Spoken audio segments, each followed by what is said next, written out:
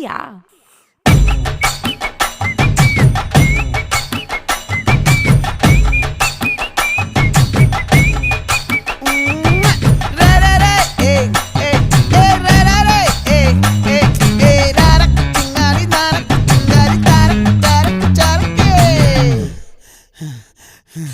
விளைஞ்சிருக்கும் என் வெத்தலை கொடி, அட வளைஞ்சிருக்கும் ஒரு சன்னல் வெடி, தோட்டா ஒரு கண்ணால தொலைஞ்ச ஒரு பொண்ணால வாக்கா இந்த வம்பால வல விரிச்சிட வந்தாளே. பார்த்து வளைச்ச தேக்கு உன் பட்ட உடம்பு சோக்கு, இன்னும் குத்தும் குறும்பு மூக்கு, கொஞ்சம் ஓய்வை கொடுத்து தாக்கு.